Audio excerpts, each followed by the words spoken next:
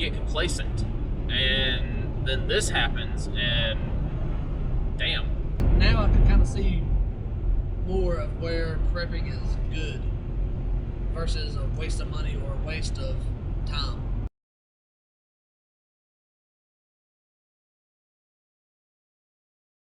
Hey guys, T2 out here, PD. GH. Just wanted to kind of explain the situation going on in our neck of the woods, what we're doing to counteract it, kind of mitigate it type thing. Sunday night into Monday morning, we had a F3 tornado touchdown. Well, actually I had 3 of them touchdown in Seneca, South Carolina. So I live 10 minutes away. David, y'all live about 20 to 30 minutes. Yeah. It's the biggest city we have in Oconee County. It's got the only Walmart. So that should tell you something. Some places hit harder than others. We had a major plant that essentially is demolished. Leveled. It hit 7 substations, and so that is a lot of people without power. Y'all don't have power? No. We haven't had power since 3:30. I know Chris and them, they don't have power. They live actually very close to the city that was hit. So we're kind of going to go through what we're doing, what we've learned.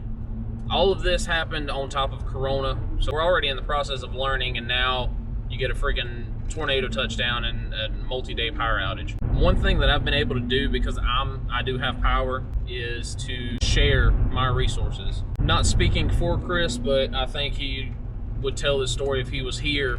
He got a phone call. They said, hey, a bad storm's coming through, so just kind of be by your phone. Around 3 o'clock, I think he got the phone call. We didn't hear from him until like 5 o'clock that next day, that Monday day.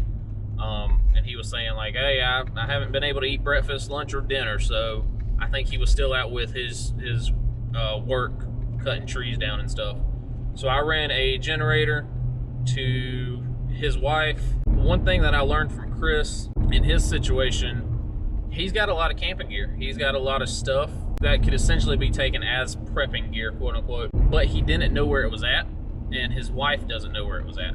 Flashlights, headlamps, propane stoves, stuff like that would be very useful in a power outage was somewhere in the building. You know, the first thing I've learned is have your stuff, have it all together, and that way you know where it's at, you know where to find it, keep all of your gear together. We lost power at like 3:30 in the morning on Monday. Nothing you can do about it, so we just stayed in bed. A tree had fallen in our neighborhood and took out like 3 poles. We'll be going on 48 hours without power. It's kind of funny seeing how you're prepared for stuff. When you make these preparations, you kind of, everything goes together. That's the best way I can think of describing it. First thing, woke up in the morning. My mother lives with us. She hated the fact that she couldn't have a cup of coffee. And I told her, hey, give me just a few minutes. I grabbed my MSR Rocket, boiled some water, ran some coffee grounds through a filter. We had coffee within a minute. So it's funny seeing how prepared we were. That being said, though, I don't own a generator. I have been having to go out and get ice. Yesterday morning at like 9 o'clock, and ice was abundant.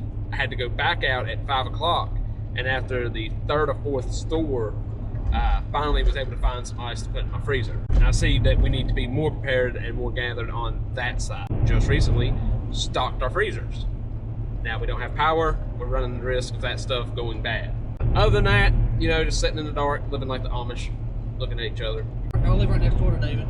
So instead of his, everything comes together, mine kind of falls apart. I'm the less prepared in the group, I guess you could say. My wife, she's been out of work already for like 5 weeks. So she's already stir crazy and all. And so power goes out, kids are going nuts. My wife's going nuts at this point because she's just so overwhelmed with all the things going on. I had no ice, had nothing ready. I borrowed a cooler from David. I put everything in it. It's kind of how we're doing our stuff right now. It's hard to find ice. Can't find no ice nowhere. But luckily I had a boiler system, a 2-burner system, and I had a half a tank of propane, thankfully. So we hooked that up last night. We made barbecue and some like cheese rice stuff. It was really good. So luckily, you know, we weren't going hungry and we were able to still use the food we got instead of just letting it go to waste. As far as like me being prepared and all, I was not. I consider myself kind of the mooch off the other guys, you know. I got some stuff, but the stuff that you're actually going to need in a kind of thing like this I don't have. So I'm lucky I have friends that are preppers, and and are able to help me out. Like everyone else's world is kind of like, oh yeah, you know, we're good. We got what we need. And I'm just over here like, hey, you got a little more for me. Now I can kind of see more of where prepping is good versus a waste of money or a waste of time. So any items that you've found benefit in so far? Yes. The service went out yesterday morning. Me and my wife both woke up and was trying to get a hold of people and trying to, you know, make contact with people and see if everybody had what they needed and couldn't. Well, I had the sudden realization of, hey, we need to use Wi-Fi. We need to use our hotspot and make calls off of the Wi-Fi. We went, got the hotspot, turned it on, and it was dead. I have recently purchased the Nomad 7 solar panel charging system, so I was able to actually go outside, set it out in the yard with the hotspot, and get a charge on it. It didn't charge it full charge, but it charged it enough that we were able to get enough use out of it to make the calls and make the connections to check on our families and see how everybody was doing. Battery banks or power banks, whatever you're gonna call them. I've given one to Chris's wife. I've given one to my grandma. Your wife's using one right now. Yeah. Again, it's the simple things. You know, my grandma doesn't drive, so she can't step out to her vehicle and charge it in the vehicle. But that's something that I've used a lot of, not me personally, but I've at least passed out a lot of battery banks, power banks. I haven't really had no items that I could say stood out besides that grill. Then again, I'm not as far into this kind of stuff as y'all where I'm pushing off y'all. So like David, he's my neighbor. He has a good item, guess what? I use that item too. Any items you wish you had? Yeah, a generator. I think a generator would be the best one for us, just mainly because the kids. My kids are going like stir crazy right now. I try to get my kids to be kids, play with toys, go outside. Well, my kids, they kind of like to watch TV. You know, they play on tablets, they do all that kind of stuff. So they're all kind of, the whole world's turned upside down right now. Everything's dark. The generator, I think, would help us out tremendously just because of it kind of calm things down a little bit for us right now. Yeah, and the generator's a real big thing right now. Like I said, I gave my one and only generator to the person in the group who, A, is without a husband right now, because the husband's somewhere out dealing with this, and B, she has the youngest kid. Her and Chris just had a baby a month ago. Yeah. So, you know, keeping breast milk in the fridge, got to keep that cold, got to keep their 4-year-old entertained, you know. So I figured it'd be better for them to have it than one of us. I have power. David and Jesse both have 2 kids, but their kids are older, so they can play and can run around and, you know, still run outside and go play. So I had to make the choice of who do I give my generator to. Had this hit in my town instead of the neighboring town, you know, now my in-laws need a generator. Now I need a generator. My thought is to have 2 generators. A, in case I need one and someone else needs one, but also B, in case for whatever reason one doesn't work. Well, now I've got a backup. So that is actually what we are doing right now. Like I said, 7 substations got hit. Our county is 50% without power, give or take. Especially the city of Seneca, and then some outlying areas that were just affected because of the substations and where they were at. Y'all live 20 miles from Seneca and y'all are out of power. Yes. It's not just the affected, the hit area, it's surrounding everything areas. Yeah, surrounding areas, everything in the path. My thought was, hey, let me go to the county over and grab a generator from there. Well, that was everyone else's thought while I was at work last night, because there ain't a freaking generator to be found in the entire state. Yeah, right now. So we are actually in Georgia instead of South Carolina looking for a freaking generator. So we're driving almost an hour and a half because they say they have 5 generators. That's it. And we're like, good gosh, that is the closest location that we can come to find a second generator. And that is us calling Lowe's, Home Depot, Harbor Freight, everybody you can imagine that would have a generator. So I understand a generator is a huge investment, but what it provides is it keeps your freezer cold. So now you're not wasting food. It keeps your fridge cold, lights, TVs, all the battery chargers for your phone so you can communicate with your loved ones. It is a luxury item, and it is a very huge investment for something that you might use once every 4 years. But look at every single place that has ever been hit with any storm, hurricane, twist, or tornado, volcano. It doesn't matter. If you lost power, the first item to go is generator and gas. So we're driving 90 minutes away to get a generator. Just 2 houses can have cold food.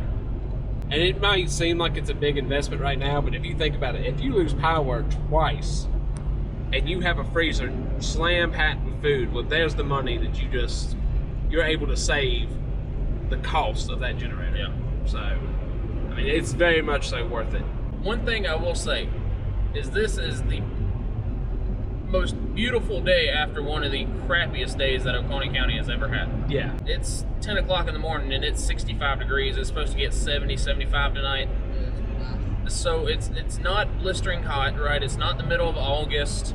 So we're not going to have a lot of heat casualties coming up, you know, in the EMS side. It's not cold, so we don't have to worry about people freezing their tails off. It's a beautiful day out here. 4 kids of y'all's can go outside and play and run around in circles and without overheating. Yeah. So that's a good thing. With this being hit with the coronavirus at the same time, a lot of things I'm kind of seeing too going out of town is all these people that have already been hemmed up in home dealing with the coronavirus, you know, not able to go outside, not able to do anything. You know, they could alleviate it with watching TV, doing everything. When now the power's out, they're like, what do we do? So now all these people that have been cooped up are starting to come out. So I'm wondering if the coronavirus, if it's going to have another outbreak in our area with this happening. And like Jesse was saying, everyone's flooding, trying to get what resources they can. If you ain't got a generator, you're throwing all your food away. Now you're rushing Walmart to restock up on food that you can't even keep cold because there's no power. And they don't know when it's going to come back on. It's a bad time right now for us. And I know y'all probably see it on the news and think, some little hick town's been hit. I can say I'm the same way, right? Mississippi got hit, Louisiana got hit, and I was like, okay, no biggie. Because it's not freaking South Carolina. And It's different when it's you. yeah, it's different when it's in your own backyard, and now it's affecting your daily life. You always see, it's not that bad, but when it happens to you, it's terrible. You know, it's the worst thing that ever happened. We haven't had a real tornado in god dang years, 15, 20 years. Yeah. Definitely not one like this, and so we weren't prepared. Just as a state, as a county, because it's not something that happens here. The Golden Corner is pretty golden when it comes to disasters. Yeah. And so you kind of Get comfortable. yeah, you get complacent, and then this happens, and damn, you know, Rocks your world. it rocks your world. Yeah, it's a shit show out here, guys. Yeah. It's one of those things, it's piling up. Corona deal to now this, the money being lost, people are starting to like really be in a panic kind of mindset. I guess that's all we've got. Y'all stay safe out there. Definitely invest in a generator. Check your preps. At least know where the crap's at when you need it. That way you're not running around the house looking for something in the middle of the night with a flashlight that's got half-dead batteries on it.